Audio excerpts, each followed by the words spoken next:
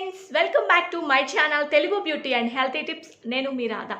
ఎలా ఉన్నారండి? అందరూ ఎలా ఉన్నారు? కింద నాకు కామెంట్ బాక్స్లో కామెంట్ చేయండి. మీరు ఫస్ట్ టైం నా ఛానల్ చూసినట్లయితే సబ్స్క్రైబ్ చేసుకోండి.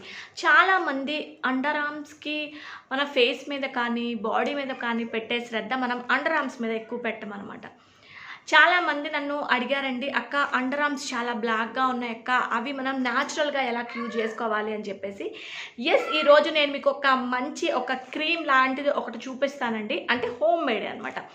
ఇది మీరు చక్కగా స్నానానికి వెళ్ళబోయే ముందు బాగా రబ్ చేయండి. నిమ్మకాయని వెనక్కి తిప్పి దాని మీద ఇది పెట్టుకొని బాగా రబ్ చేయండి. వితిన్ 7 డేస్లో క్లియర్ అయిపోతాయి. మీ అండర్ ఆర్మ్స్ చాలా వైట్గా వస్తాయి అన్నమాట. ఆ క్రీమ్ ఏంటి, నేను ఎలా ప్రిపేర్ చేశానో చూపిస్తాను, పదండి. ఓకే ఫ్రెండ్స్, ఇది ఎలా ప్రిపేర్ చేసుకోవాలో చూడండి. ఒక బౌల్ తీసుకొని అందులో 1 టేబుల్ స్పూన్ పసుపు యాడ్ చేసుకోండి. అండ్ ఇందులో మీరు కోల్గేట్ పేస్ట్ ఉంటుంది కదా, ఈ కోల్గేట్ పేస్ట్ని కూడా 1 టేబుల్ స్పూన్ పసుపు తీసుకున్నారు కాబట్టి ఒక 2 టేబుల్ స్పూన్ల అయ్యేంత వరకు మీరు ఈ కోల్గేట్ పేస్ట్ తీసుకోండి. ఓన్లీ కోల్గేట్ వైట్ పేస్ట్ మాత్రమే తీసుకోండి. చాలామంది క్లోజప్ అలా తీసుకుంటారు, వద్దండి. ఓన్లీ కోల్గేట్ మాత్రమే తీసుకోండి. ఒక 2 టేబుల్ స్పూన్ల వచ్చేంత వరకు దీన్ని తీసుకోండి మీరు. ఓకే. అండ్ ఇప్పుడు నేను 3వ ఇంగ్రీడియంట్ చూపిస్తున్నానండి. ఇది వచ్చేసి నిమ్మకాయ అండి. నిమ్మకాయ మీరు ఇప్పుడు 1 టేబుల్ స్పూన్ పసుపు, 2 table spoon Colgate paste and ఒక నిమ్మకాయ, కంప్లీట్గా ఒక నిమ్మకాయని ఇందులో పిండుకోండి. అంటే కొంచెం మీరు చూసుకొని వాటర్ యాడ్ చేసుకుండా నిమ్మకాయతోనే కలుపుకోవాలన్నమాట. అండ్ ఇది వచ్చేసి బేకింగ్ సోడా అండి. చాలామంది బేకింగ్ పౌడర్ కూడా యూజ్ చేస్తుంటారు, బట్ బేకింగ్ సోడానే మనకి రిజల్ట్ అనేది చాలా బాగా ఇస్తుంది అనమాట. ఇలాగా ఈ బేకింగ్ సోడాని 1/2 టేబుల్ స్పూన్ తీసుకోండి. మీకు మరీ బ్లాక్గా ఎక్కువగా ఉంటే కనుక 1 టేబుల్ స్పూన్ తీసుకోవచ్చండి. ఇట్లా మనకి రియాక్షన్ వచ్చేస్తుంది అనమాట, ఒక బుడగలుగా వచ్చేస్తాయండి. ఇప్పుడు మీరు దీంట్లో నేను ఒక నిమ్మకాయ చెప్పాను కదా, నేను 1/2 చెక్క పిండుకున్నాను కదా. ఇప్పుడు మీరు దీన్ని బాగా కలిపేసుకోండి. కలుపుకున్నాక ఆ 2వ నిమ్మ చెక్క, అదే 1/2 తీసుకున్నాం కదా, ఇంకొక 1/2 కూడా పిండుకోండి. అప్పుడు మీకు ఇది కంప్లీట్గా ఒక క్రీమీ టెక్స్చర్ లాగా వచ్చేస్తుంది అనమాట. ఇలాగా బాగా నురగగా వచ్చేస్తుందండి, ఒక క్రీమ్ లాగా వచ్చేస్తుంది అనమాట, బబుల్స్ లాగా వచ్చేస్తాయి. ఇప్పుడు ఈ క్రీమ్ని బాగా కలుపుకోవాలన్నమాట. ఎక్కడ కూడా మనకి గట్టిగా లోపల అంతా కుదుపులుగా లేకుండా చక్కగా ఒక క్రీమ్ లాగా వచ్చేంత వరకు మీరు దీన్ని చక్కగా అన్ని ఇంగ్రీడియంట్స్ కూడా కలిసిపోయేలాగా దీన్ని చక్కగా మీరు ఫస్ట్ కలుపుకోండి. ఓకే అండి, ఇప్పుడు మీరు కలుపుకున్న మిశ్రమాన్ని మీకు ఎక్కడైతే మీ ప్రైవేట్ బాడీ పార్ట్స్ కానీ అండర్ ఆర్మ్స్ బాగా బ్లాక్గా ఉన్న చోట ఇలాగ మీరు అప్లై చేసేయండి. ఫస్ట్ మీరు ఏదైతే మీకు రియాక్షన్ వచ్చింది చూసారు కదా, అది మీరు అంటే చల్లారిపోయేంత వరకు కాకుండా ఆ బబుల్స్ బాగా వస్తున్నప్పుడు మీరు ఇది ఎక్కడైతే అండర్ ఆర్మ్స్కి బ్లాక్ ఉన్నాయో అక్కడ మీరు డైరెక్ట్గా అప్లై చేసేయాలన్నమాట తొందరగా.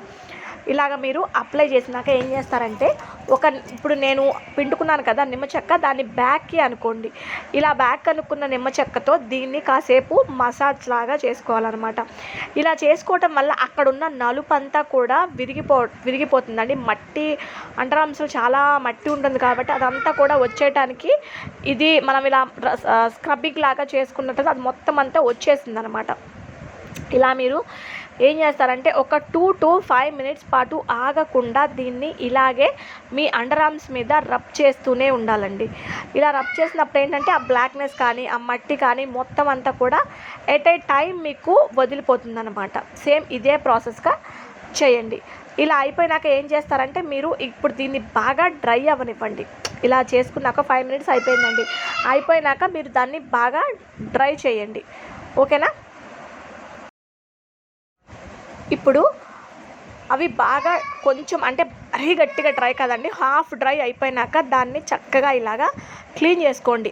మీకు ఏమంటారంటే ఫస్ట్ టైంకే మీకు ఆ డస్ట్ కానీ ఆ మట్టి కానీ ఆ బ్లాక్నెస్ కానీ మొత్తం అంతా వచ్చేసింది అనమాట.